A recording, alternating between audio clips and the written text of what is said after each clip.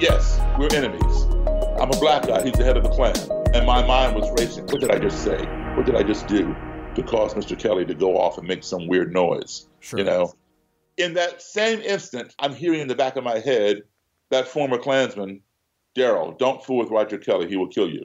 I went instantly into survival mode. You know, when you fear for your life, I flew up out of my chair and I hit the table because I was getting ready to come across that table and tackle Mr. Kelly and the bodyguard, slam them down to the ground, and take away the bodyguard's gun. Hey everybody, Jordan Murphy. Welcome back to another episode of Breakthroughs with Jordan Murphy. Conversations about the defining moments that shape our lives.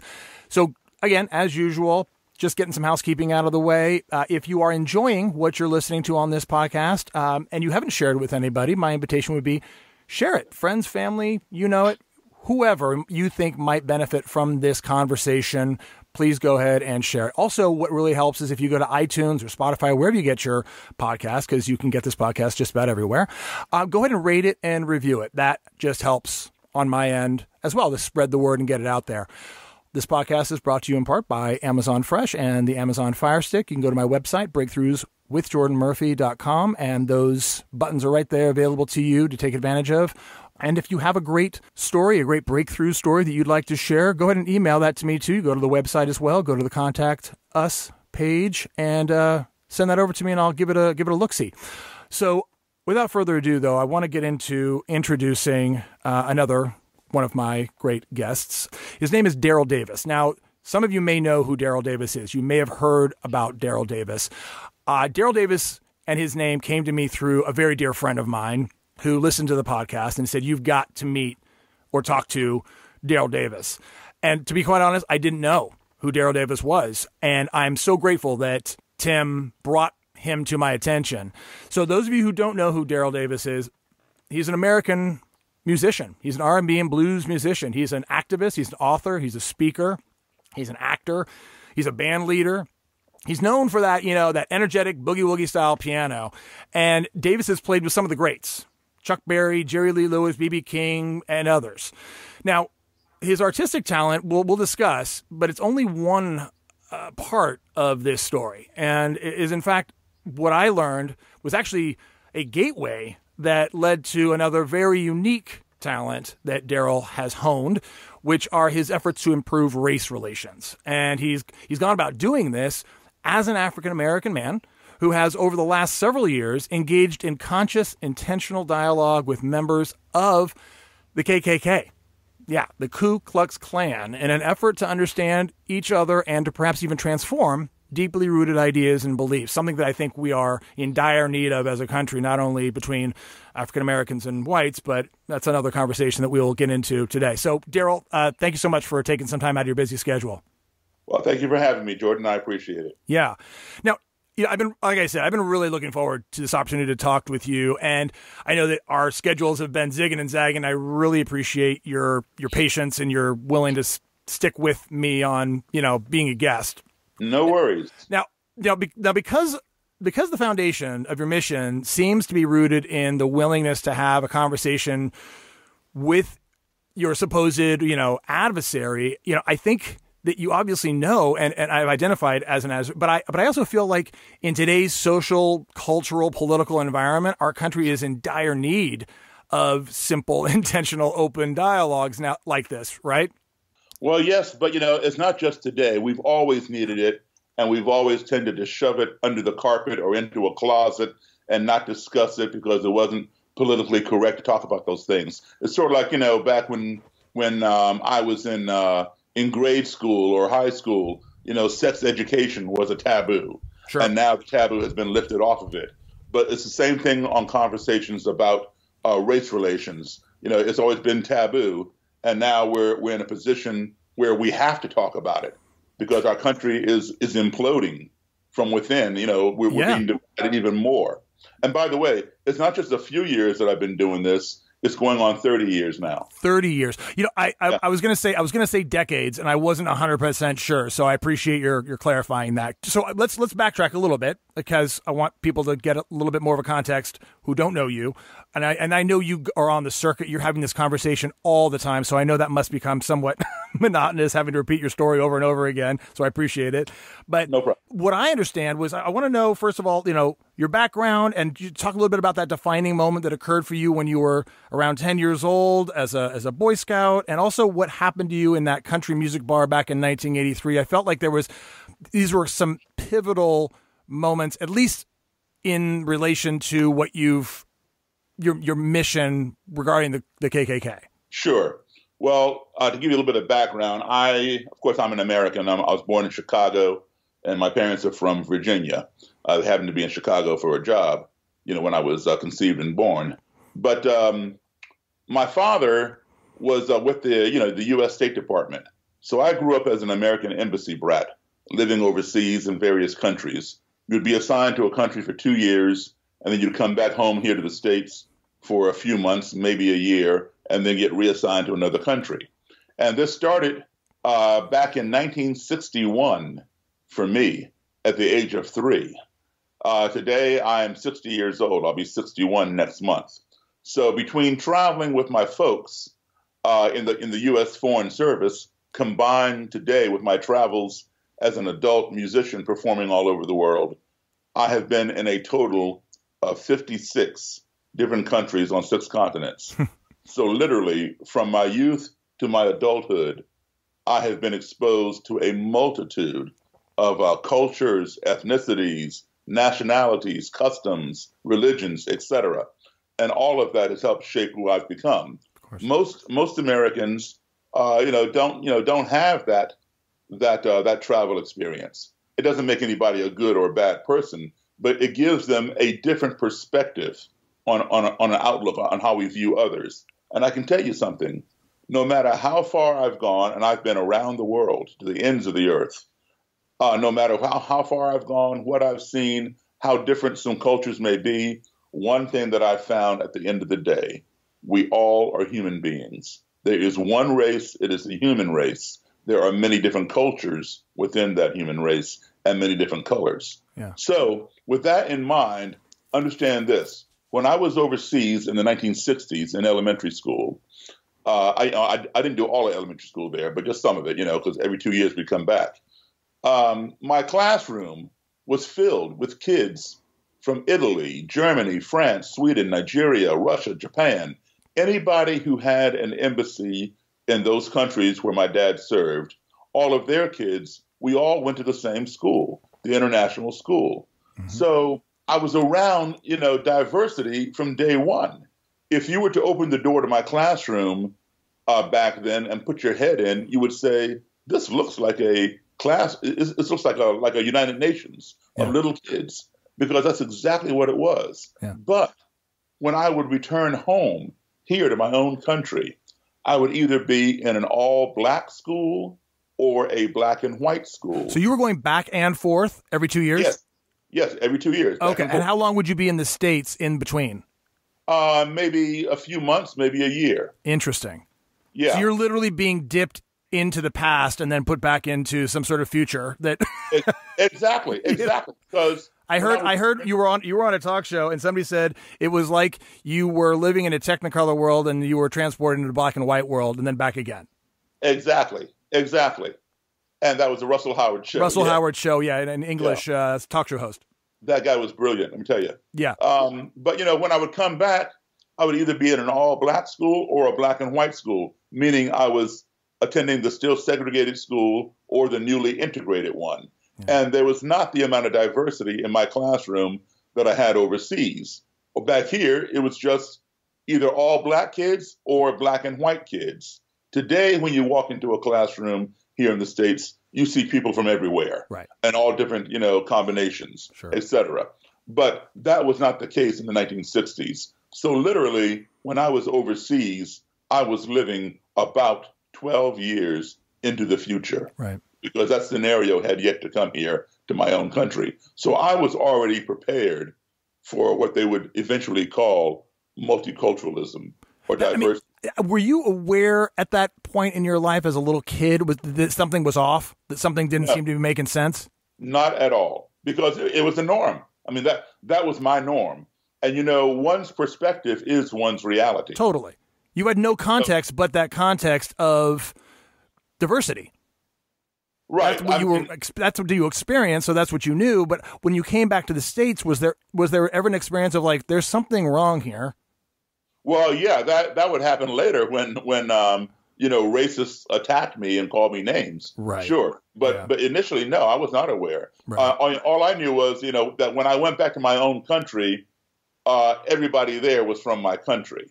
Yeah. But when I when I lived overseas, there were people there from multiple countries. Sure. Gotcha. So one of the times when I came back, I was age 10 in 1968. And I was in the 4th grade. We first went to Boston, and the school system there was so bad. Kids were still learning their ABCs in the 4th grade, if you can imagine. Yikes. And I thought that was funny because, I knew my ABCs, before I went to school. Sure. And I just thought it was funny. I told my parents about it. And of course, they didn't think it was funny. So they packed up and said, we're out of here. And so we moved to a suburb called Belmont, Massachusetts, just about half an hour, 40 minutes away. Mm-hmm. And I was one of 2 black kids in the entire school. Myself in 4th grade. There was a little black girl in 2nd grade. So, the only time I really ever saw her was like at lunchtime or recess. So consequently, most of my friends were 4th and 5th graders who all were white, except for me. And some of my guy friends were members of the Cub Scouts, and they invited me to join. So I joined the Cub Scouts. And we had a parade one day consisting of the Cub Scouts, Boy Scouts, Girl Scouts, Brownies, 4-H Club, and some other organizations. A parade, a march from Lexington to Concord, Massachusetts, which was just nearby, in order to commemorate the ride of Paul Revere. And the streets had been blocked off for the parade, and the sidewalks were lined with nothing but white people. And I was the only black participant in this parade. And people were cheering us and waving and yelling, the British are coming and all that kind of stuff. Mm-hmm. And somewhere down the parade route, suddenly I was being hit with bottles and rocks and soda pop cans and just, debris from the street. And my first thought, being naive and having never experienced anything like this, my first thought was, oh, those people over there don't like the Scouts. Right. I thought the Scouts were under attack. Right. Because, I had no precedent to compare it to. Sure. And so it wasn't until my den mother, my cub master, my troop leader, all came running over to me and huddled around me with their bodies to protect me, that I realized I was the target of these projectiles, mm-hmm. because nobody else marching was getting this special protection. Right. And I asked them, why was I the one being hit? And they didn't answer, just kept, rushing me along, telling me it'd be okay. So, the people throwing stuff, didn't follow us. They remained stationary in their space, mm-hmm. Along the sidewalk. Mm-hmm. So after I got out of the danger, we continued marching. But when I got home that day, I was all scraped up and a little bit bloody. And my mom and dad, were asking me what happened. They were not there, and asking me how did I fall down and get all scraped up. And I told them, that I did not fall down. I told them precisely what had happened. And for the first time in my life, my parents sat me down and they explained to me what racism was. And believe it or not, Jordan, at the age of 10, I had never heard the word racism. Yeah. I had no clue what they were talking about, none whatsoever. And I always relied on my parents. My parents never lied to me, always told me the truth. But on this day, when they explained to me what was behind my being the recipient of these rocks and bottles, I did not believe them. I could not, my 10-year-old mind would not get around the idea that the color of my skin caused someone to want to hurt me. I just could not understand that, because I had plenty of friends who had the same color skin as the people throwing things, and they certainly weren't doing it. Right. And so, and I didn't even know those people. I didn't talk to them. I hadn't done anything to them. I'd never even seen them before. So why are they attacking me? Because in my mind, I would have had to have done something, some transgression, in order to provoke some kind of anger response from them. Sure. And I didn't even know them. So my parents had to be lying to me. They were making this up because people do not attack other people without some kind of provocation. Sure. So I refused to believe them. Well, about a month and a half or so later, on April 4th, that same year, 1968, Martin Luther King was assassinated. And every major city, including nearby Boston, burned to the ground, all in relation to racism. Yeah. And it was then that I believed my parents that this thing called racism does exist. However, I still did not know why. Why does somebody have an issue with the color of someone's skin? I realize now that it does exist, but why? So, my curiosity. And I formed a question in my mind at that age, which was, how can you hate me when you don't even know me? Yeah. And so for the next, 50 years, because I'm 60 now, I've been looking for the answer. So let's fast forward a little bit. Yeah. Go from 4th grade to 10th grade. Shortly thereafter, after this incident, not too long thereafter, we went back overseas. And everything returned to normalcy, if you will, for me. But every time I would come home, every couple of years, there'd always be some incident. And I just didn't understand it. Okay, so fast forward 10th grade. I'm now age 15. And I'm in a town called Rockville, Maryland, which is a suburb of Washington, D.C., about 20 minutes from Washington, D.C. So I'm in high school. We had a class called the POTC, which stood for Problems of the 20th Century. And it was a senior class, but I was taking it as a sophomore in high school. We had a great teacher who would always, 1974, we had a great teacher who would always invite different, speakers with different points of view to address the seniors. And on this day, he had the head of the American Nazi Party in my classroom. Whoa. Now, you could never get away with that today, but we're talking 1974, Right. way different time, right? So this guy's name was Matt Cole, Koehl, Matt, Matt Cole. All right. Now, the American Nazi Party was formed and founded by a fellow named George Lincoln Rockwell. And this guy was a vehement, hateful racist and a big proponent of the ideology of Adolf Hitler. And it was founded in Arlington, Virginia, which is about 35, 40 minutes from where I live in Maryland, and right across the Potomac River. Anyway, George Lincoln Rockwell was murdered by one of his own Nazi members. And so Matt Cole was Rockwell's right-hand guy and took over the organization.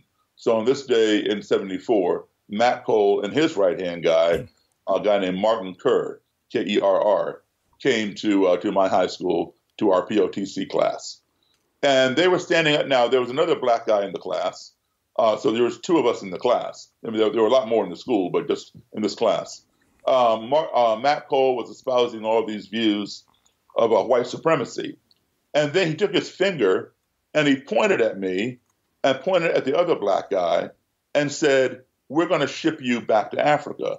And then he made a sweeping motion with his finger across the room and said, "And all you Jews out there are going back to Israel." Now, I've never heard an adult talk like this. And I'm thinking to myself, what is wrong with this man? And I didn't say anything to him. But, one of my classmates spoke up and said, "Well, what happens if they don't want to go?" And Matt Cole said they have no choice. If they do not leave voluntarily, they will be exterminated in the upcoming race war. That was the first time I heard the word race or the term race war. Right. I'm thinking, what on earth is this man talking about? A race war? Right. Right. And that was what was also a very pivotal point for me. That incident with the rock throwing and bottle throwing at age 10, but then age 15, when this guy was telling me he's going to ship me somewhere, and if I don't go voluntarily, I'll be exterminated, in the race war. Right. So, and this is an adult. Now, understand my generation. People my age we were raised, we're not millennials, right? Right. We were raised to have respect for our elders as figures of authority. And even if we didn't agree with them, we were still to respect them. So I did not agree with what Matt Cole was saying, but he was my elder. And I wanted to respect him as my elder, not to agree with him. So I did not confront him about it. All right. Later on that day, I was standing by my locker, and he and Matt Cole were leaving the school because they'd been there, I guess, a good part of the day addressing other POTC classes. So they had to walk by me to go out the door. And I was the only one in the hallway. And they paused right next to me. They didn't say anything, but they looked at me and sneered, and then started laughing, and then continued on down by the front door and out the school. That race war thing and those espousals of white supremacy prompted me to go out, go to the libraries, go to the bookstores, and get everything I could find on black supremacy, white supremacy, anti-Semitism, the Ku Klux Klan, the Nazis in Germany, the Neo Nazis over here. Yeah. To learn. You got yourself educated. Where does technology come from? Yeah. Where is it going? How can it be addressed? So I have a vast library on this stuff. Sure. But none of my books answered that question. So I graduated high school 2 years later in '76, and I went immediately to Howard University in Washington, D.C., where I graduated 4 years later with my degree in music. Okay. And I've been a professional musician ever since. You know what's funny to me, and I don't even know if you said POTC, Problems of the 20th Century, I think was the class you were in, correct? Yes. And what's amusing to me, at least the way I hear it, is I wonder if they realized that they were the problem of the 20th century. Of course they didn't realize it. but that's why they were invited. That's what's fascinating, is that they're standing there having been invited to, and I'm wondering, were they thinking that what they were talking about was the problem? I mean, it's just, that's what's so backwards about the whole thing. Anyway, I'm sorry to interrupt you. So you've been a professional musician. You got yourself uber educated about what you were, questioning in the world. And that's where we left off. Okay. So their perception of the problem, and they will tell you this today, any of them, is ZOG, Z-O-G. ZOG is an acronym for Zionist Occupied Government. Uh-huh. So that was Matt Cole's whole thing. This country is being run by ZOG. Right. And we need to take our country back. So anyway, I become a professional musician. But music is my profession. But studying race relations was my obsession. Mm-hmm. And there was nowhere where you could go to study this stuff. Mm-hmm. So because, there were no classes, Race 101 or anything like that. Sure. I had to self-educate. And that's why I have all these books. So looking for that answer. Well, in 1982, the American Nazi Party was going to have their national recruitment rally in Washington, D.C. And so they had chapters from all over the country converge on Washington, D.C. And they had a rally in the park. And they had police protect. Well, before that, they had a silent protest that was unpublicized. But I'd made enough connections, that I'd found out about it. Nobody else knew about it, not even the police. Because when something like that is publicized, tens of thousands of protesters will come. Sure. And there'll be riots. So we have a park directly across the street from the White House called Lafayette Park. Very famous. Anytime you want to protest something, you go to Lafayette Park and you face the White House, hold up your billboards and all that kind of stuff. Okay. So 24/7, somebody is there in that park protesting. Whether it's nuclear weapons, abortion, you name the issue, they're there. So the American Nazis were going to have a silent protest right there at 12 noon one day. And they did not tell anybody about it, outside of their close people. But I'd managed to find out. And so I went down there to see it. And now this is 8 years later from the time that I first met Matt Cole at my school. So now I feel the need to confront him, because I did not confront him in my classroom when I was 15. As I explained to you, I was a child. He was an adult. Sure.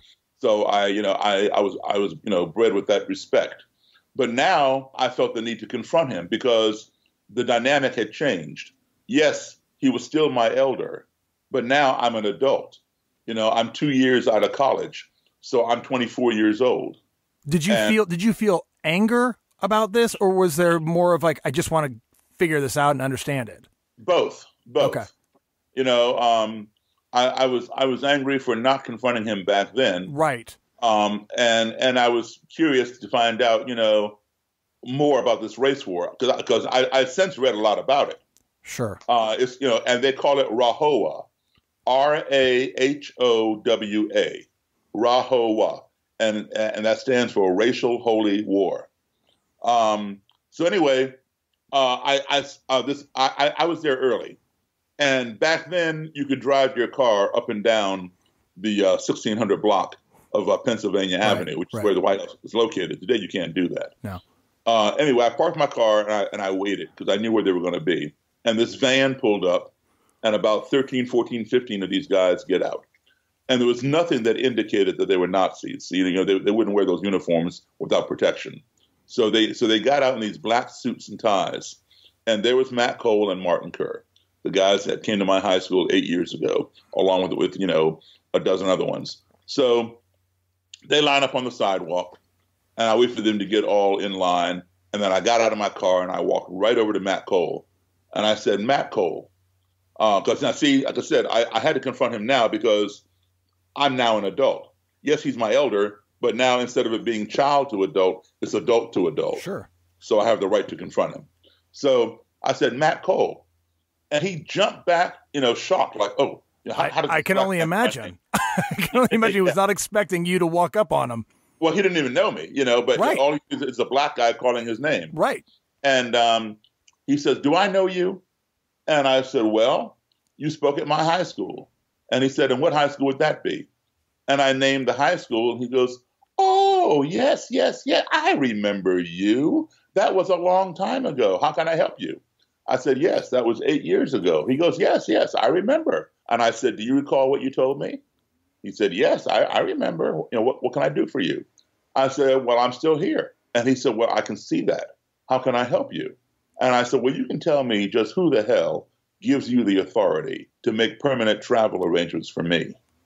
And he said, you must have been crafting that one for a while. I mean, because that's a great comeback.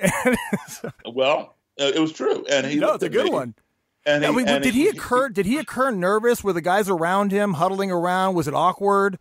Yes, it was initially awkward for him and his people because they steeled up like they're getting ready to go into fight mode. Right, like they don't even know what to do with you. Exactly. So, but I was the only person talking to them. People were like walking by, not even noticing them because there was nothing outstanding about them. Yeah, and people are always protesting there. Right, you caught them off. You caught them off guard. You caught them on their heels. Right. If they've been flying their swastikas, that's right. And it's been a different story. People would attack them. So anyway, he says, "What's your name?" I said, "Daryl Davis," and he shook my hand, and he held my hand in his hand, with the shaking hand, and with his other hand, he pointed his finger and shook it in my face, and he said, "Mr. Davis, you have to understand one thing. It is in the interest of your race, the black race, to be a strong race, and you cannot be a strong race unless you are a pure race, and you cannot be a pure race if you are miscegenating with other races. It is in the interest of my race, the Aryan race," which is what he calls the white race, right, to also be a strong race. And my race is committing genocide by miscegenating with mud races such as yours. We are becoming a mongrel race. So anybody who is non-Aryan or non-white is considered to be a mud race. Mm-hmm. And he felt that his race was losing ground. And today they call it white genocide or the browning of America, right, because of so much miscegenation, race mixing. So, he went on. And I was listening to him, trying to understand where this mindset is coming from. And I thanked him. I didn't buy into it, of course, but I thanked him for his time and his explanation, and I left. And then a few months later, they had their national recruitment rally where they had publicized it. And tens of thousands of protesters came, and they had police protection, the Nazis. And this time there were about 50 of them. I said, 45, 50 of them. But you couldn't get to them because of the police protection. They wore their Gestapo uniforms, their SS insignias, flew these big swastika flags, and they taunted the protesters with a Sieg Heil, Hi Hitler, white power. And protesters began attacking the police and trying to break through the circle in which the police had them surrounded to protect them. And it just turned into a full-out riot. The police pulled out tear gas and began spraying the protesters. I got sprayed just for standing there. Then people began physically turning over police cars, breaking out windows, attacking police. And the police went crazy and began hitting anybody in their sight with their nightsticks. My secretary and I got hit just for standing there. So why did you? No, you got to have your say with him on that day in Pennsylvania Avenue at that initial rally, right? What had you go back to this event? Because I'm trying to, understand what is going on here. Right. What are these people thinking? I got to see it in action. Okay. In order to address it. Got it. So you're trying to educate yourself as much as possible. Exactly. Got it. Okay. Okay. So I just think it's such a bold, courageous endeavor. I'm saying that only because on my side I'm like, that sounds crazy, but I understand from your perspective what your intention was. But I was just kind of trying to gain some clarity because the idea of going there knowing. First of all, being an African-American male, number one, that's dangerous in and of itself, number one.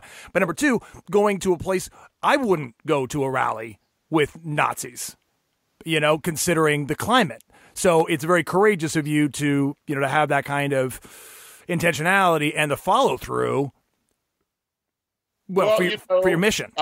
That's why they send reporters to Iraq or Vietnam or Afghanistan. You got to be on that battlefield to really understand what's going on. Yep, totally get it. So you are boots on the ground. I get you. So I'm sorry. So continue then. You were it broke out into a riot. Yeah, and so my secretary and I went back home. On the evening news, they were showing footage of the riot that day. Every news channel. Now back then, there was no cable. No CNN. Sure. It was ABC, NBC, and CBS. And all the channels were showing this riot in D.C. I even saw myself walking by. And there was Matt Cole in the studio commenting on the footage. You saw a bunch of people turning over a police car and breaking out the windshield and all that, and people throwing things at the cops. And Matt Cole is narrating. He said, you see, it's the blacks and the Jews who are denying us our rights to freedom of assembly and freedom of speech. You don't see any Nazis turning over police cars. Wow. And, then I got a moment of clarity.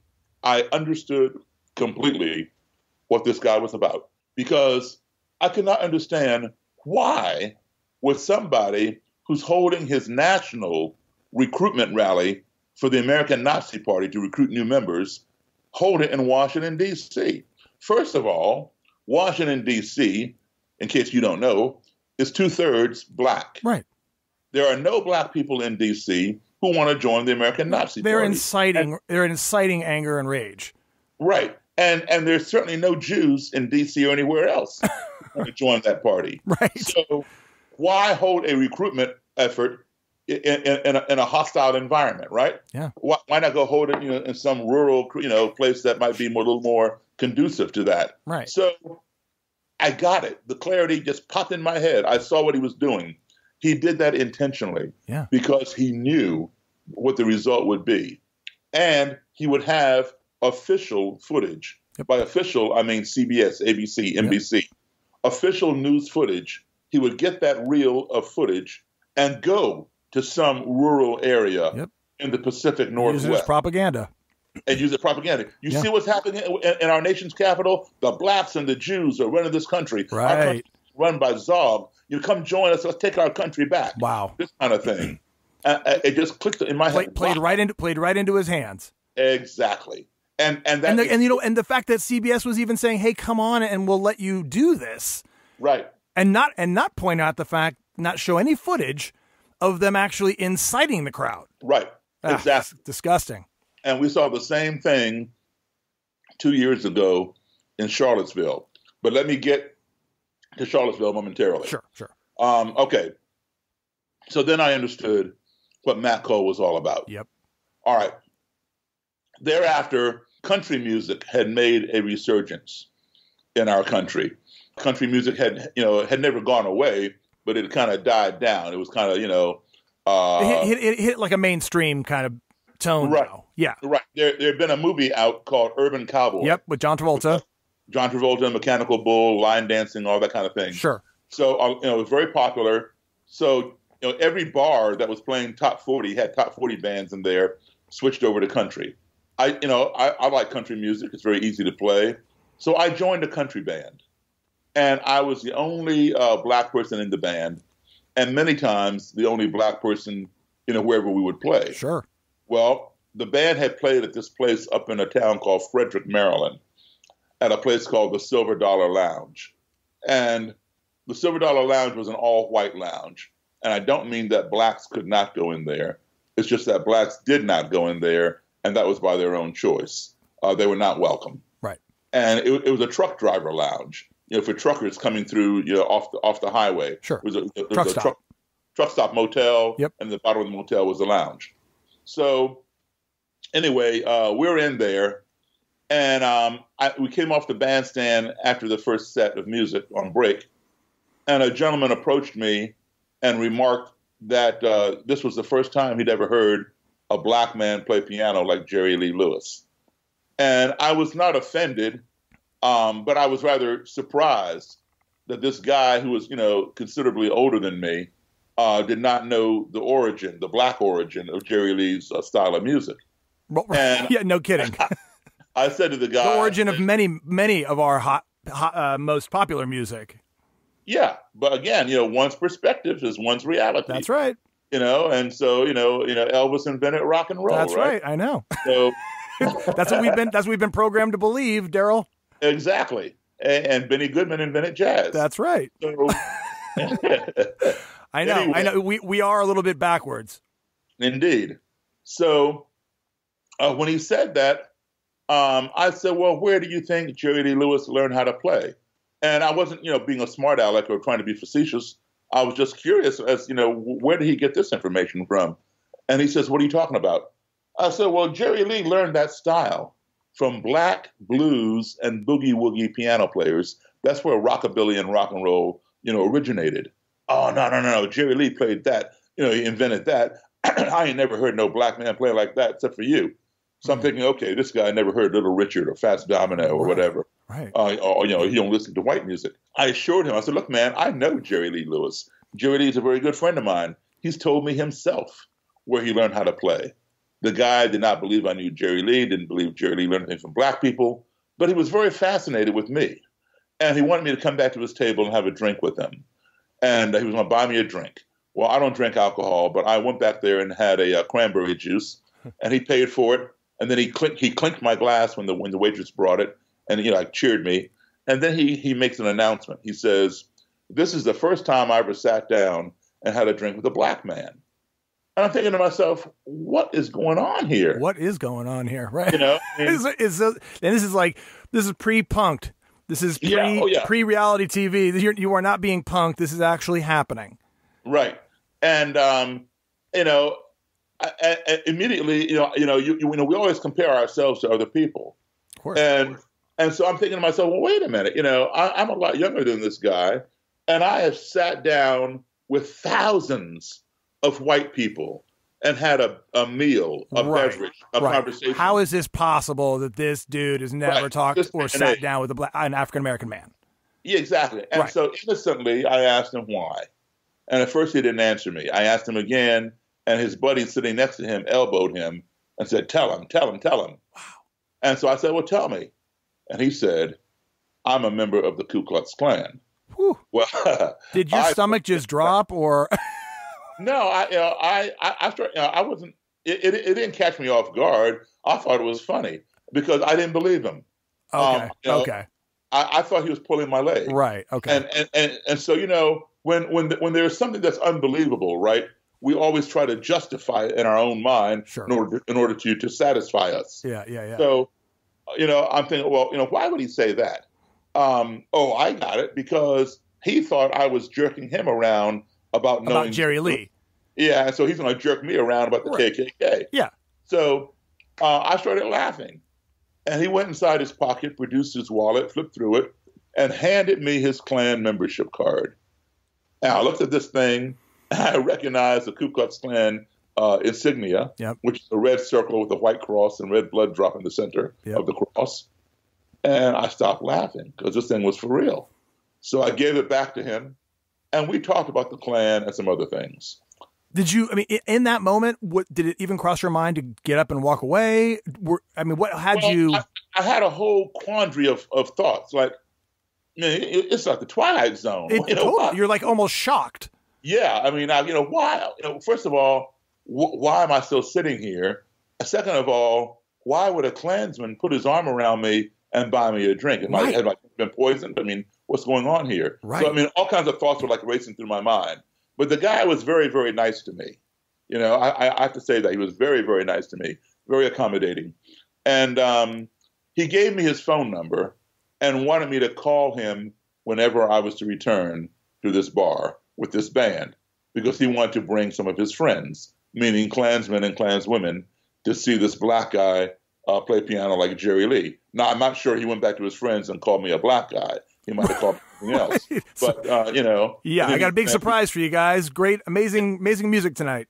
Yeah. So anyway, I told him, I would call him.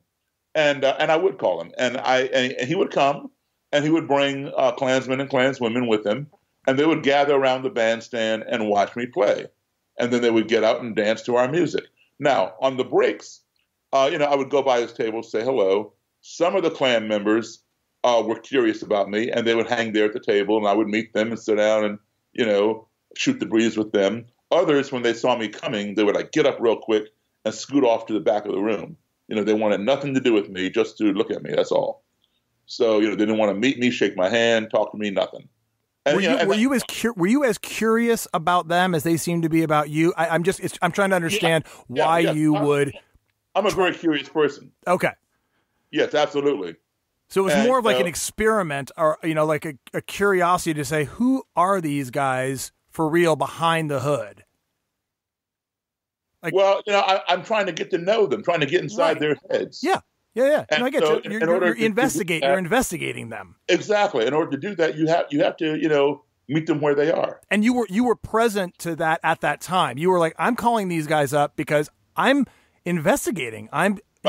Call it infiltrating, but you're investigating and exploring, trying to understand what makes these guys tick, because it's very easy on the surface to say, fuck them.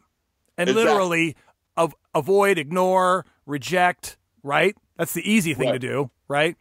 Right. But you made a very conscious choice to perpetuate and even develop relationships. And there's something at the time that I did not realize that was going on with me that they did not have going on with them. I've come to realize it many times since. I've had a lot of experience dealing with people of different thought beliefs, cultures, colors, etc. So I was already, I'm an adult now, right, with these Klan people. But I've been dealing with people of difference since I was a child. So I was accustomed. And to me, the Klan was just another culture. It wasn't anything special, anything superhero. And, I didn't have to, to me, I didn't fear them. They were just somebody different who didn't like me. That's all. Okay. And I didn't realize that my background was what had enabled me to come there and do that and sit down and talk with them, whereby most people who don't have that background would stay as far away from the Klan as they can.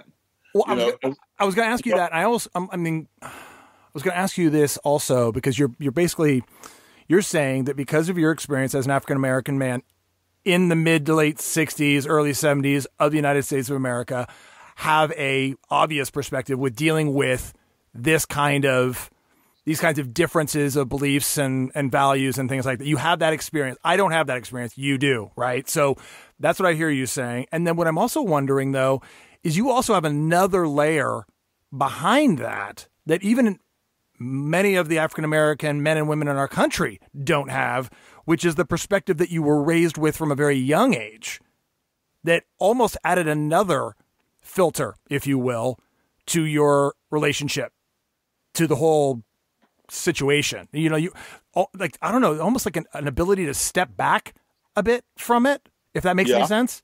Yeah. Does that make any sense? I mean, it makes absolute sense. Yes. You were raised in a different kind of, from a very young age, having this experience that many guys who grew up in Watts or Chicago and DC or whatever never had. That, in fact, what they were raised with was the white man is out to kill you, period. Do not get near them. Do not have a conversation with them. Do not clink glasses with them. Do not trust them. But right. you had some, I don't know, some buffer there, it seems, beyond your own interest, right? Like beyond your own curiosity, which is there, but you had some sort of other buffer there, it seems like. Well, I had positive experiences. Right. Okay, right. So like now, I lived overseas. I had slumber parties with white kids from all over the world. Yeah. Okay. Now, let's say that my first encounter with white people had been at that Cub Scout march. Right. Would I be doing this today? It might be a whole different thing. Exactly. That's kind of what I'm saying. You have a very different lens, which distinguishes you from a lot of other men like you. Let me define it for you, or better yet, let Mark Twain define it for you. One of my favorite quotes of all time is by Mark Twain, the author, and it's called the Mark Twain Travel Quote. And Mark Twain said, and I quote, "Travel is fatal to prejudice, bigotry, and narrow-mindedness, and many of our people need it sorely on these accounts. Broad, wholesome, charitable views of men and things cannot be acquired by vegetating in one little corner of the earth all one's lifetime." Perfect. I wish I had said that. Oh, there we are. Well, I wish other people would live it. No, I mean, but it seems like you have lived that.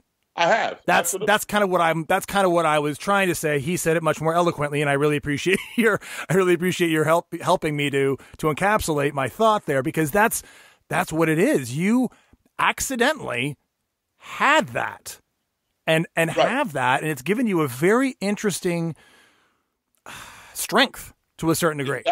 Exactly. And now let's put it into practice here.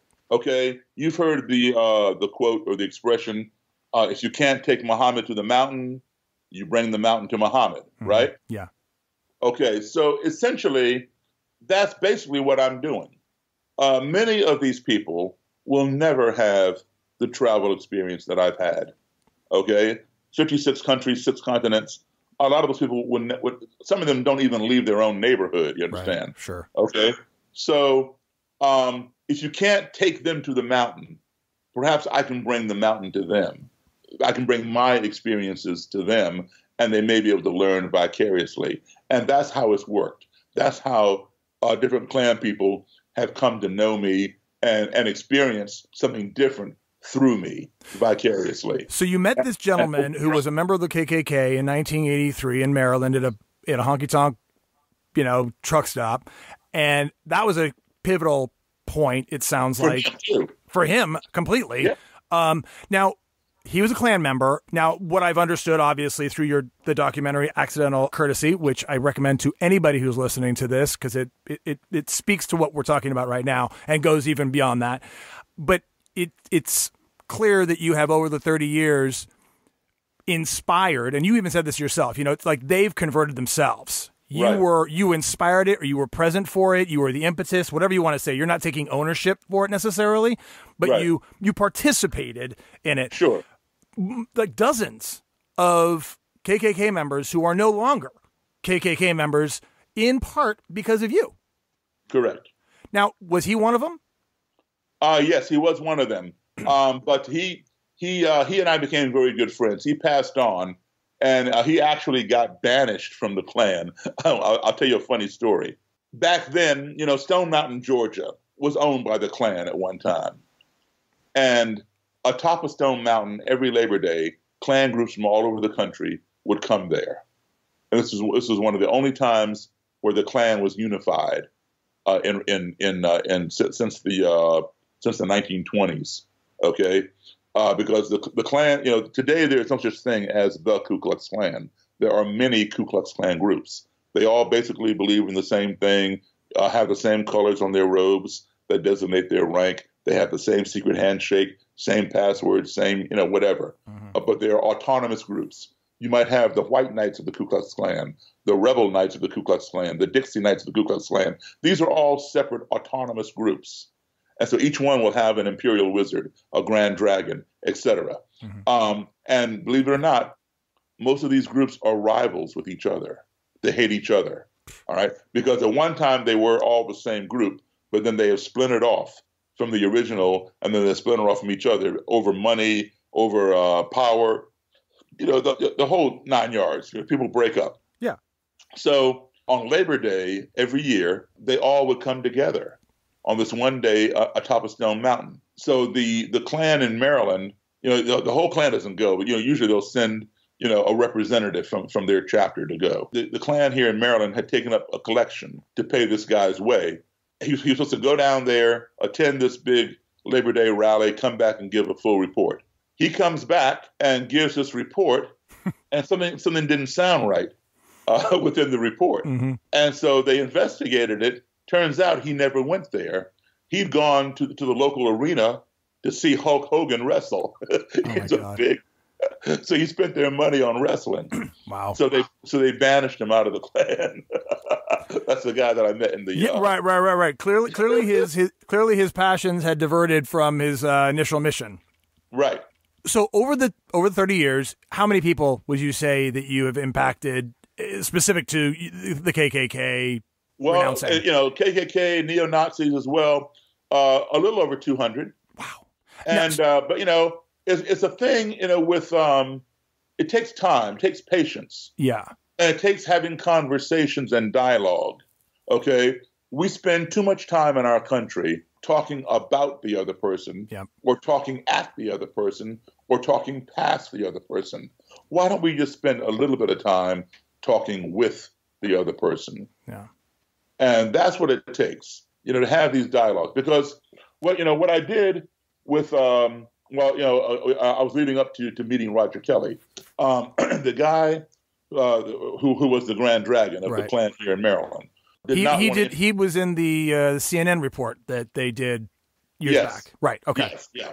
Okay. So I'd asked this guy to hook me up with Mr. Kelly because I wanted to write a book, and I want to start right here in Maryland, interview the Maryland leadership, and then interview some national leaders, interview some members up north, down south, Midwest, West. Did this become the Klan-destine Relationships book? Okay.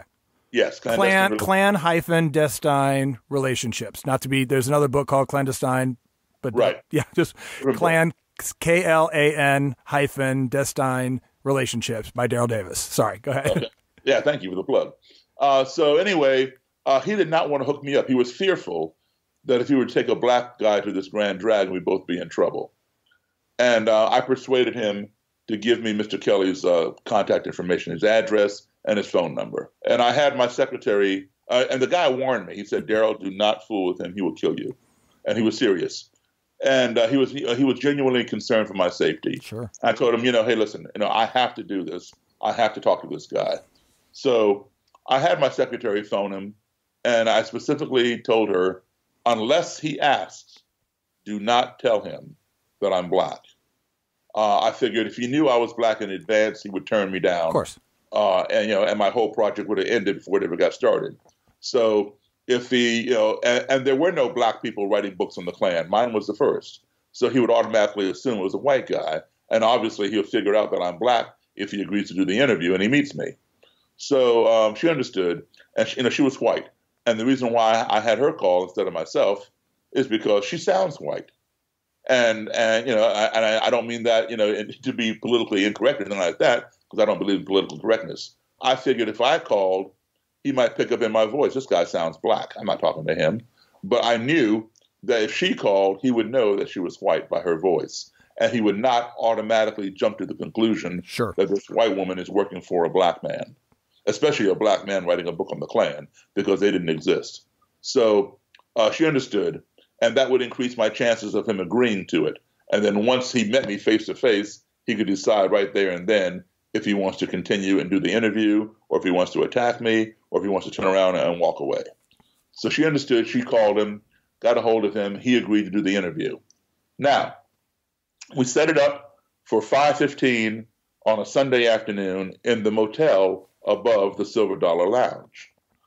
Mary, my secretary, and I got a room several hours in advance, and I sent her down the hallway to get soda pop out of the machine and put it in the ice bucket with some ice, get it cold, because, you know, I wanted to be respectful and hospitable, you know, for my guest. Yeah. I had no idea what he was going to do when he saw me, but in the event that he would come in my room and sit down and do the interview, I wanted to be able to say, hey, you know, would you like a cold soda? Sure. So anyway, she got all that, you know, together, and the way the room happened to be, just by design, not by us, you know, setting it up that way, was you could not see who was in the room if you were standing in the doorway in the hall. You had to come through the door and turn the corner, and then the room was there. So I moved the lamp table to the most obscure corner of the room, and I put a chair on one side for Mr. Kelly and a chair on my side, you know, for me. And we waited. Right on time, there was a knock on the door, and Mary got up and went around the corner. I'm seated at the table. You know, you can't see me from the door. She went around the corner, opened the door, and in walked the bodyguard wearing camouflage with the Ku Klux Klan insignia, the red circle, white cross, blood drop.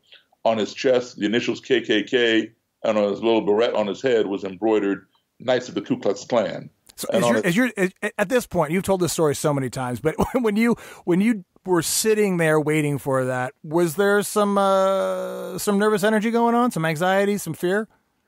No, not on my part. Wow. Not on my part. Incredible. I mean, listen, I had seen all kinds of stuff. Right. Okay. Know, things that Americans could never even imagine. Right. So, you know, it wasn't going to surprise me. Did you, and were you aware of Ron Stallworth at this point and, you know, what he had done? Not right there at that point, but shortly thereafter, yes. Okay. Gotcha. Anyway, sorry. Okay. Continue. So he's coming in the door. He's got his fatigues on. Bodyguard's got a gun on his hip, and the bodyguard enters first, and Mr. Kelly is walking directly behind him in a dark blue suit and tie, and the bodyguard turned the corner and saw me and just froze right in his tracks, because you see the bodyguard was not expecting a black guy, right? Right. So because, you know, Mary opened the door and said, "Come on in," and, you know, she leads the way in, wow. And so Mr. Kelly did not realize that this bodyguard had stopped short. And he like slammed right into his back and knocked him forward. And so, you know, they both were like stumbling around, you know, regaining their balance. Right. And I was sitting at the table watching this comedy kind of thing. Yeah. And I could see, you know, they were like looking all around the room, looking from me, looking to the corner of the room, looking in the bathroom. You know, it was, I could see the apprehension in their faces, and I could read it. And what their faces were telling me was, did the desk clerk give us the wrong room number? Did we misunderstand him? Right. Or is this an ambush? You know? And so once I saw that apprehension, I slowly stood up and I held out my palms, you know, palm up on both hands to show I had no weapons in my hands. Sure. And I walked forward and I extended my right hand. I said, "Hi, Mr. Kelly. I'm Daryl Davis." And he put out his hand and he shook my hand. And then the bodyguard shook my hand. I said, "Well, come on in, have a seat." And Mr. Kelly sat down. And the bodyguard stood at attention to his right. And just as I was about to sit down, Mr. Kelly asked me if I had any form of identification. And I handed him my driver's license. And he remarked, you know, "Oh, you live on such and such street." And now that was the first time that that I became a little unsettled. Well, he's clocking your residence in case he Right. needs to take care of something later. Yeah. So I'm wondering, is he going to, pay me some nocturnal visit and I wake Right. up with a cross? Sure. Those thoughts, cross my mind. And in order to dissuade any of that kind of activity, I said to him, yes, that is where I live and you live at. And I recited his house number and his street. Wow. That way I was leveling the playing field. Touche. In other words, you come visit me, I'll come visit you. Yeah, yeah. So I'm going to confine all this visiting in this motel room. That's right. So he smiled, he nodded his head, he understood. I did not realize that day, it wasn't until many months later, that that I realized I'd been presumptuous about fearing him coming to my house to do any, nefarious type things. He recognized my street because he had to travel down my street to visit one of his Klan members who lived down the road from me that I didn't even know lived there. Sure. And so he just simply recognized the street name. Sure. It was pure coincidence. That's all it was. Okay. So anyway, we got on with the interview. I had a cassette player sitting in the middle of the table to record. And I had a bag sitting beside my leg of my chair. And in the bag, I had a copy of the Bible and I had blank cassettes. The KKK claims to be a Christian organization, mm-hmm. and they claim that the Bible itself preaches racial separation. Wow. Now, I'd never seen anything in there that I could interpret as saying blacks and whites needed to be separate. So I want to be able to produce my Bible and say, here, Mr. Kelly, please show me chapter and verse where it says this. So I'm all prepared. And you're a Christian. Yes. Right. And Mr. Kelly in very short time let me know that black people have smaller brains than white people. A book called The Bell Curve had just come out, and which was a stupid book. But anyway, he let me know that black people have smaller brains than white people. Black people are more prone to crime, which is why there are more blacks in prison than white people. That black people are lazy. We don't want to work. Our mission is to scam the government welfare system. Yeah. And of course he doesn't have the facts because there are more whites on welfare than there are blacks. But anyway, these were all these things that would lead up to the answer to my question from at least from his perspective. How can you hate somebody when you don't even know them? Right. Because my skin color indicates I'm on welfare, I have a small brain, and I'm a criminal. That's right. Now, here's where the rubber hits the road, and you got to decide, what do you do? This is offensive stuff that you're hearing. Yeah, and he seems pretty entrenched in those beliefs. Oh, yes, absolutely. But see, here's where most people, end up in the ditch instead of going down the road. Yeah. Because they're internalizing what he's saying. This man's telling me I have a small brain, telling me I'm a criminal. Yeah. You're telling me I'm on welfare. You're taking personal offense to his statements. Exactly. And see, I didn't do that because I know this man does not know me. He only met me 10 minutes ago when he walked in the door. Okay, he never heard of me. Yeah. And furthermore, he knows nothing about my background. He does not know that I have a college education, which is a lot more than he has, and probably a lot more than all of his Klan group put together. Okay. Yeah. He does not know that I've never been on welfare. He does not know that I don't have a criminal record. I mean, it's ignorance on top of ignorance with a side of ignorance that precisely you're being confronted with. Right. So why should I take offense? Right. Because the person he's describing is not me. Right. Yeah.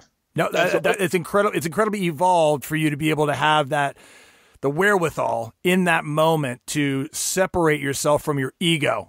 Because you know what I mean? Because any normal person, I don't mean you're not normal, but you are unique in the ability to step back and literally step back in that moment when I got to believe, man, your juices were flowing. Uh-huh. And to have the ability to step back and have that perspective, it's incredible. So anyway, so continue. Okay, so I let him, just carry on with his stuff, knowing that, while there are people that he describes perhaps who do exist, I'm not one of them, and he can't say that I am, regardless of what he believes. So, but every time he would say, "Well, Mr. Davis, the Bible says," or my cassette, a recorder would run out of tape, I'd reach down into my bag to either retrieve the Bible or a blank cassette. Every time I'd reach down, the bodyguard would reach up to his gun. Mm. And I completely understood that because he's doing his job. Yeah. He has no idea what's in my bag, and it's his job to protect his boss. So after a while, he relaxed. I went in and out of the bag. He realized, there was no threat. So just over an hour into this interview, there was a very brief, very short, mysterious noise, kind of like that. That was it. Right. And the noise, the duration of the noise was too short for me to be able to discern what it was. And because it came out of nowhere and I could not figure it out, I perceived it to be a threatening noise, an ominous noise. Sure. And my mind was racing. What did I just say? What did I just do to cause Mr. Kelly to go off and make some weird noise? Sure. And now why did I say Mr. Kelly? I was blaming this on Mr. Kelly. Yeah. And why? Because I knew I did not make the noise. So if I didn't make it, he had to have made it. So I'm using process of elimination, right? In that same instant, I'm hearing in the back of my head that former Klansman, Daryl, don't fool with Roger Kelly. He will kill you. Sure. So I went instantly into what you call survival mode. Yeah. When you fear for your life. Yeah, fight or flight. Right. I flew up out of my chair and I hit the table because I was getting ready to come across that table and tackle Mr. Kelly and the bodyguard, slam them down to the ground, and take away the bodyguard's gun. Because I was not armed. I knew Mary was not armed. The only person who I knew for sure who was armed was the bodyguard because he had open carry in his holster. I did not know if Mr. Kelly had a weapon up under his suit jacket or not, but I wasn't taking any chances. They both are going down. Yeah. And I'm going to disarm, whoever has a gun on them. When you go into survival mode, you will do one of four things. Some people will just pass out and faint because the fear is so great their brain can't process it and it shuts down and they pass out. I don't do that. Some people, their muscles will tighten up and constrict and they can't move. They're frozen. And you can be hitting them with a baseball bat. They won't even be deflecting the blows because, they can't move. They're paralyzed, yeah. Yeah, it's called paralysis by fear, exactly. And then the third option you have is to run away. Mm-hmm. And that's the best option. To put as much distance between yourself and the source of your fear as you can, as quickly as you can. And that's exactly what I would have done if it had been an option for me. But there's no outrunning a bullet in a motel room, right? Yeah, right. So that was not an option. The last option is to do a preemptive strike. Get them before they get you. And that's exactly what I was about to do.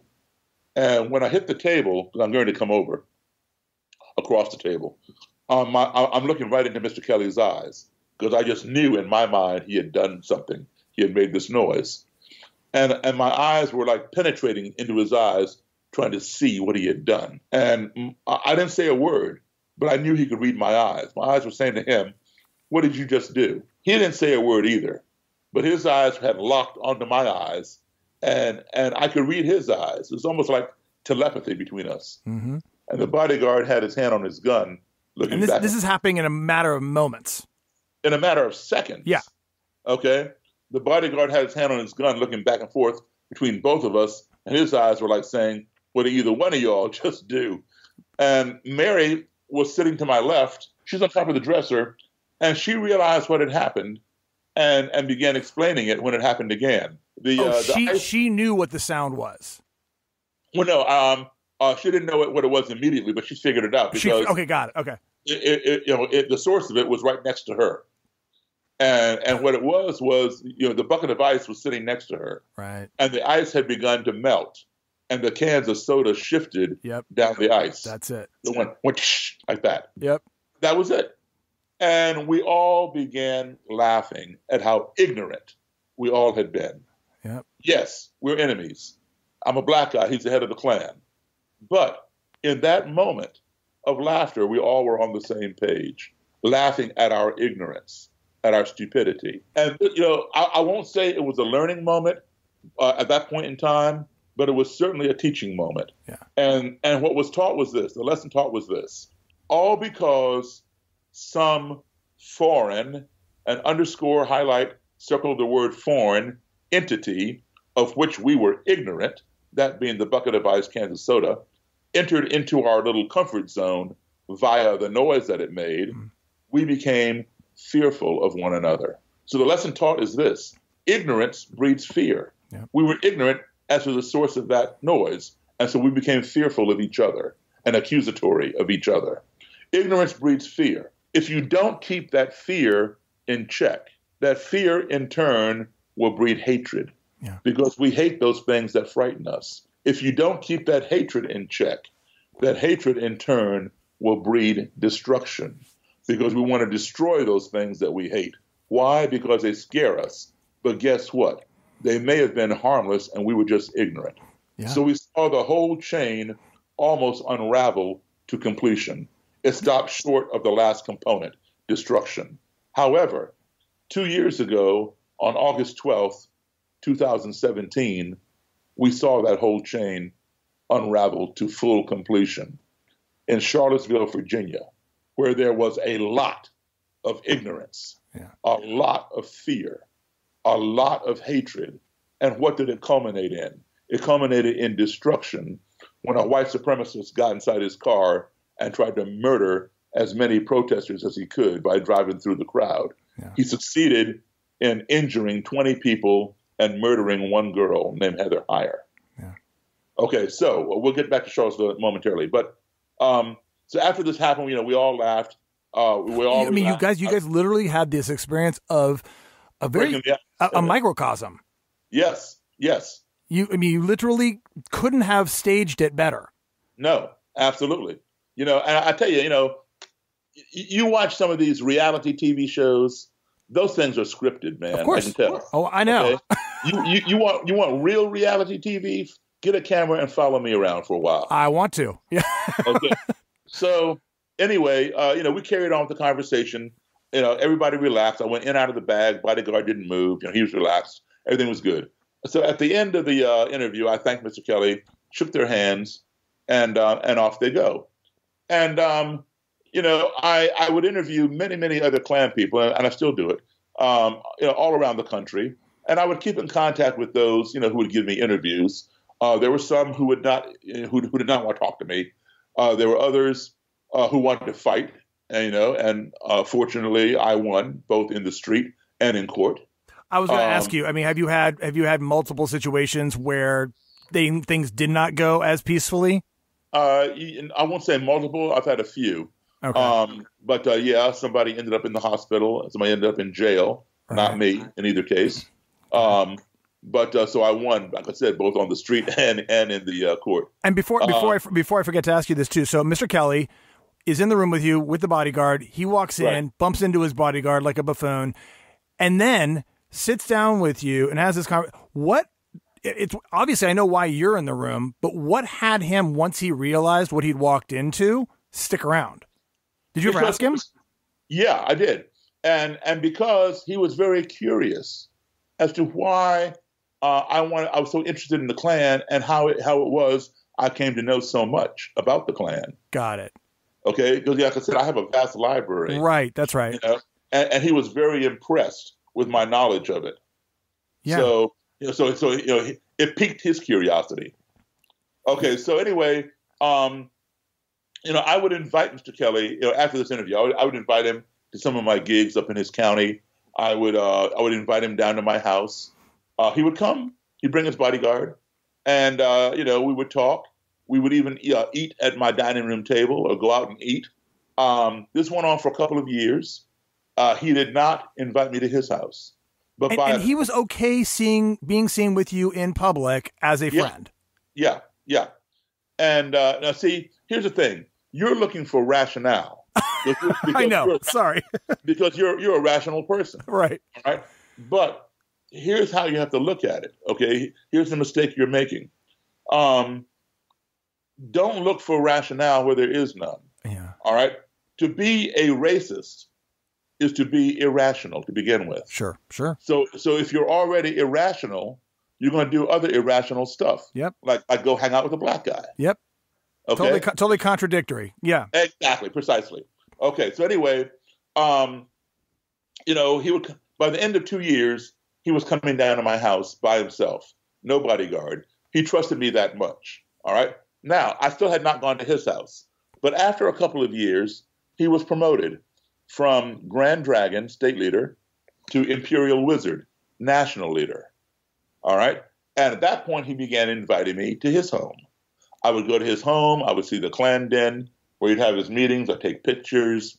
And then he began inviting me to Klan rallies. And I would go to these Klan rallies. I would meet other Klansmen, see them, light up the cross on fire and all that kind of stuff. Take more notes. And that's, you mentioned CNN. That's when they got involved. They gotten wind of this black musician and this Klan leader. How are other African American folks responding to what you're up to? Well, just like Klan people, black people are individuals. We're not stamped out of a standard cookie cutter. So there are those who support what I do, and I certainly do have my share of detractors. Well, I mean, when I watched the documentary, it was one of the things that once I got over the fact that you were doing what you were doing, and I was not as baffled.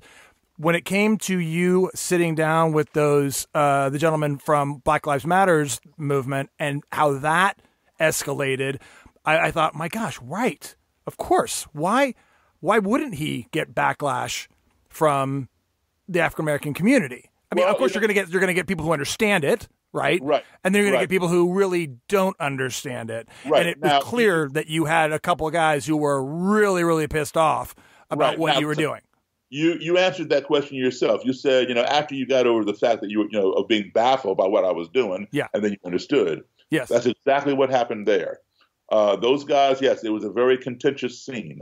And let me tell you, you only saw 8 minutes of that. It went on for just over an hour. I'm sure it was very uncomfortable.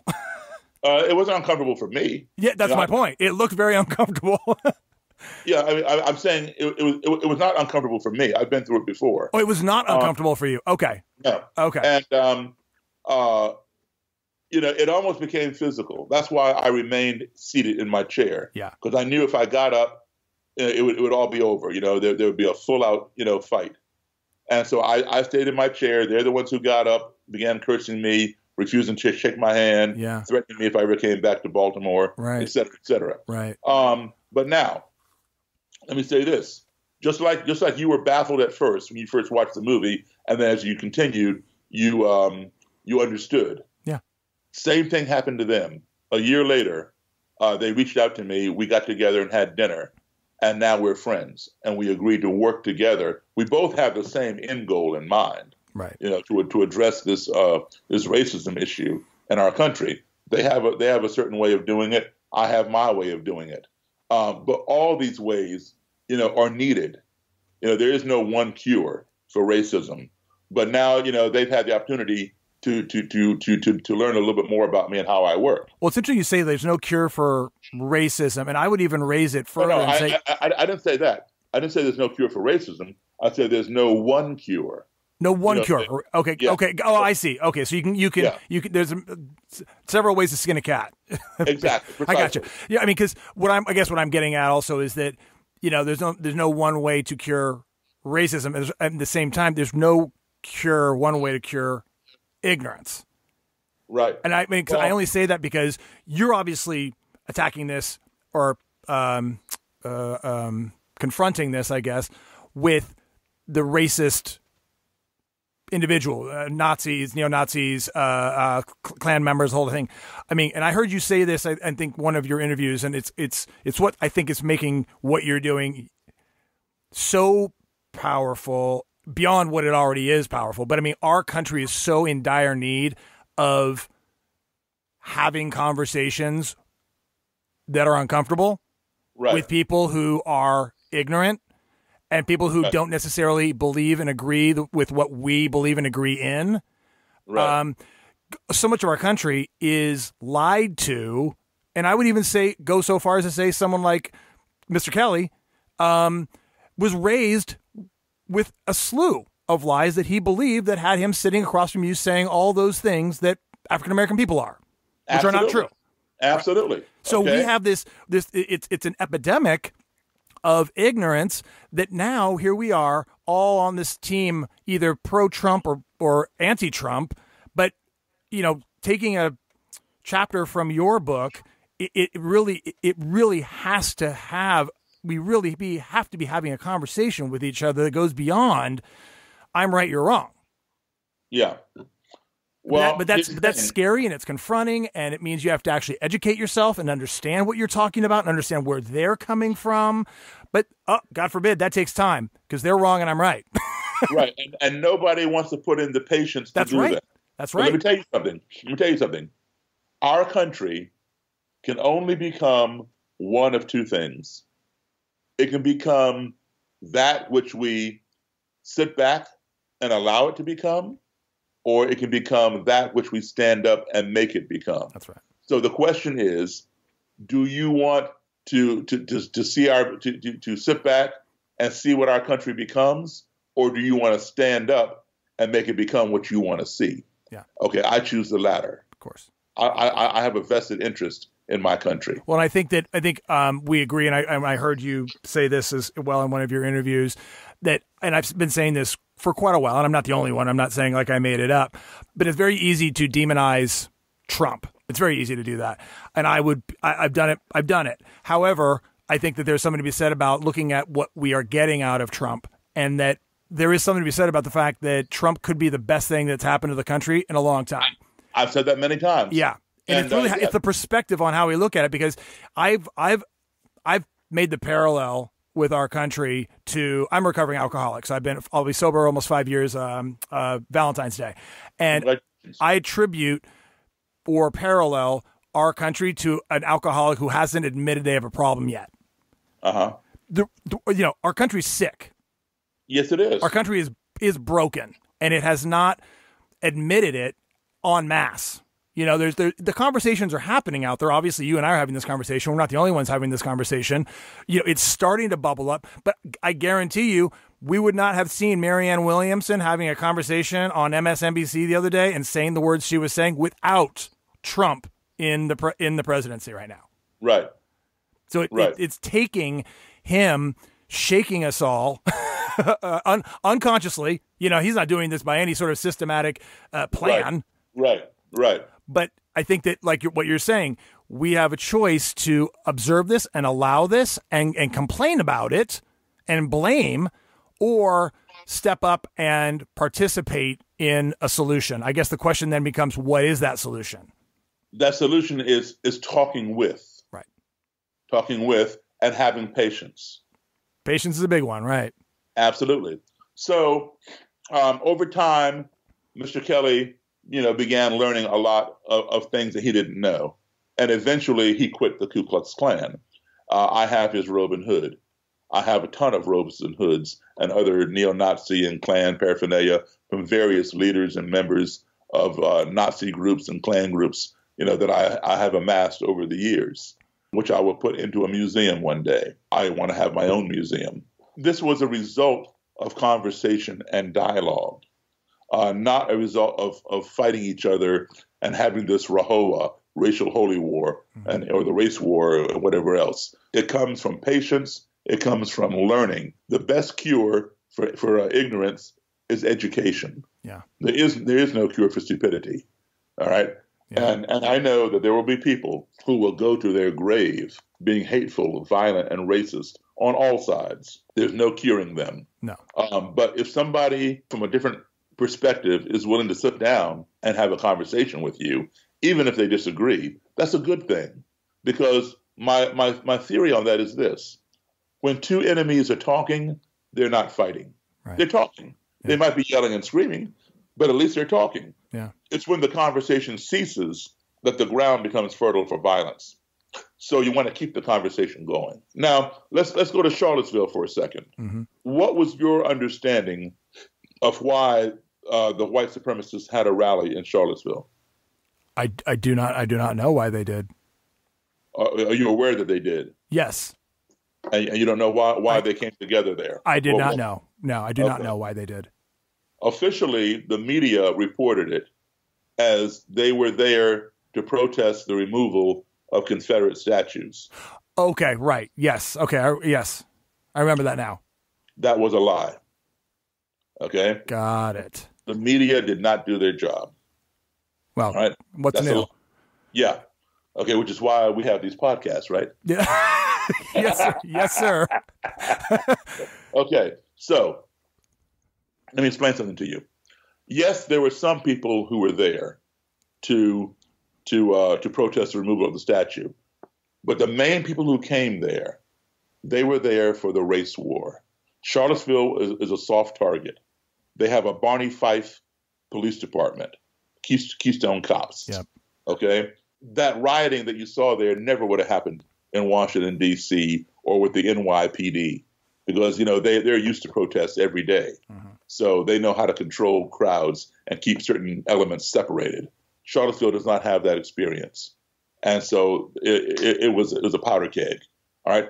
And so they chose it because it was a soft target. Now, anytime you want to occupy a piece of public property, if you want to have a rally, if you want to have a march, or if you want to set up a lemonade and hot dog stand for that matter, you have to have a permit to occupy that public property. You go to the city and you fill out an application, state your name, and state your purpose. You can't very well put on the application, I want to start a race war.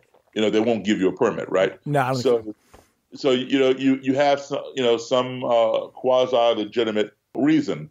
I want to protest the removal of those Confederate statues because I'm a descendant of Confederate veterans who fought in that war, and that's my heritage, on and on and on.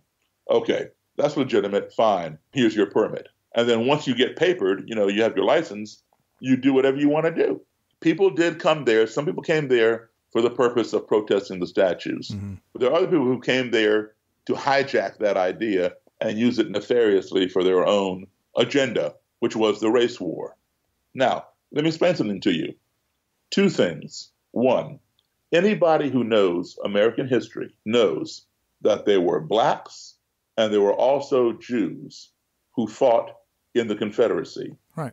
Against the whites, the blacks, and the Jews in the Union Army. Right. Okay? Black slaves had to fight for their slave masters. In the South, there were a number of Jewish slave owners who did not want to give up slavery. Nobody wants to give up free labor. So they fought in order to maintain slavery against the Jews and the whites and the blacks in the Union Army. All right? Yep. Now, I know some black people, and I know some Jewish people also, who uphold the Confederacy today. Now, let me be clear here. They do not condone slavery, but they believe they honor the Confederacy because they had ancestors who fought in the Confederacy. They don't believe in slavery. All right. What about the Confederacy are they upholding other than Uncle Jack actually was fighting for him? That's it. That's all. Okay? That's it. Okay. That's it. Okay. Now, my parents are from Virginia, as I mentioned earlier. Virginia was the seat of the Confederacy. I have ancestors. I'm a descendant of slaves. I have ancestors who fought in the Confederacy. Right. Okay? Now, I honor my ancestors because without them, I wouldn't be here. However, I personally do not honor the Confederacy. I could care less about the Confederacy. Okay? Right. But there are other blacks who do. And if that's what they want to do, that's their business. Well, it's like saying you're honoring a guy who happened to be your great-great-grandfather who was a Nazi in Germany in 1943. I mean, it's just because they fought there doesn't mean you have to uphold the Nazi regime. Right. It just doesn't make. I don't understand the rationale. Right. Okay, but there are people who do that. Okay. Yeah, I know I just tripped into saying rational again. Sorry. Right. So anyway, there are, like I said, there are people around. So let me ask you a question. They all fought together in 1861 to 1865. Why didn't these people invite and include blacks and Jews to march with them in Charlottesville? Right. To protest the removal of the statues. Okay. But instead of including them, they excluded them, and they marched through Charlottesville yelling and screaming anti-Semitic and racist epithets. So therefore, it was not about heritage. It was about hate. Well, I mean, it's the same thing you started with when we had this conversation about the meeting that occurred in D.C. was an opportunity to create propaganda films. And that's why I said we'll talk about Charlottesville in a moment. Right. Exactly. Right. There you go. Okay. Exactly. Now it's deja vu. It's history repeating itself. Exactly. Okay. That's one reason. Number two, now get this. All right. These people claim that they're the descendants of Confederate veterans. Yes, they probably were, but they're going to honor their Confederate ancestors, who they never met, of course, which is fine. I never met my slave ancestors, but I honor them. However, while they're honoring their great-great-grandfathers and stuff, at the same time, they are dishonoring the very ancestors who they do know, the ones closest to them, the ones who raised them. I'm talking about their fathers, their grandfathers, and if they're lucky enough to have met their great-grandfathers, all right? Because many fathers, grandfathers, and great-grandfathers of the people who were in Charlottesville that day, the white supremacists, many of them lost their lives fighting in World War II. Right. And who were they fighting? The Nazis. Right. So how do you tell me that you're honoring your Confederate ancestors when you walk down the streets of Charlottesville and dishonor your father, grandfather, and great-grandfather by marching side by side with people wearing swastika armbands and flying swastika flags? Yeah. We went to war. We lost our lives fighting against Adolf Hitler and the Nazis. And now you're going to walk through Charlottesville telling me you're standing up for your heritage? What the hell were the Nazis doing in Charlottesville? Right. The Nazis have no heritage in Charlottesville, Virginia. Okay? First of all, the Nazis didn't even exist during the Confederacy. Right. Adolf Hitler wasn't even born during the Confederacy. So why were the Nazis in Charlottesville? When you say that to somebody... It wasn't about heritage. It was about hate. Well, right. I mean, unfortunately, at the root of it, it's ignorance and hate seem to be the catalyst. Twins. They're twins. Yeah. And so when you have, here we go again, this rational conversation, this intelligent, educated conversation with somebody like that, do you have people deflect it? Do they go, oh my God, I never thought of it that way? Do they absolutely. tell you to go F yourself? Absolutely. But all the above. All the above. and then I've had those who say, go F yourself, and then come back later on and say, I thought about it. You're right. Wow. So as far as your, I want to ask you about the museum, the purpose of the museum. Is it simply as a space for remembering? It'll be a living museum, yes, a space for remembering, okay. But also a space for progress. Okay, to show where we've come, where we were, and where we are now. Yes, and also I will bring in former Neo Nazis, former Klan members to lecture, and I'll even bring in current ones if they want to express their views, so people can see, what we're dealing with. Well, right. Exactly. It's kind of like inviting, and to talk about full circle. It's so funny, Daryl. Talk about full circle. It's like you're inviting what your teacher invited to your problems of the 20th century. Exactly. To your grammar school class, to your museum now 50 years in the future. I mean, I love the synchronicity of that. Right. No accidents, though. I'm a big believer. There's no accidents. That's right. Everything is preparing you for something else. That's right. Well, Daryl, I mean, I could go on and on with you. You're compelling and interesting, courageous guy, and I'm sure you hear that often. But I do appreciate your willingness and your stick-to-itiveness, because I got to believe that it's taxing. I mean, you're spending a lot of time and a lot of energy and a lot of brain power on something that many don't understand and maybe won't do. So I appreciate your willingness to do it. Well, thank you. So we'll call this part one, and when you're ready, we'll do part two. Yeah, I absolutely, man. I could definitely continue this conversation with you. And again, safe travels with all of your speaking engagements, and good luck with your book. And just real quickly, then we've got, I want to remind everybody. So it's Klan-destine Relationships, which is the book. There is DarylDavis.com, which is, and listen, it is DarylDavis. Do not make it 2 R's. It's only 1.com. And then there is Accidental Courtesy, which is the documentary that I've been alluding to. You can also find all kinds of information about Daryl on the internet. There's a TED Talk I just watched recently of yours, which was great. But all that said, thank everybody for listening to this podcast today. And thank you so much, Daryl, again, for your time. Thank you. Thanks, everybody, for listening to another episode of Breakthroughs with Jordan Murphy. And stay tuned for more episodes of Breakthroughs with Jordan Murphy. Check out my website at breakthroughswithjordanmurphy.com. Stay connected on Instagram at Breakthroughs with Jordan and Twitter at Jordan D. Murphy. And if you have a great story to share, as I'm sure many of you do, go to my website at breakthroughswithjordanmurphy.com and shoot me an abbreviated version of your story to my email. I'll give it a read and maybe share a couple of them on the show.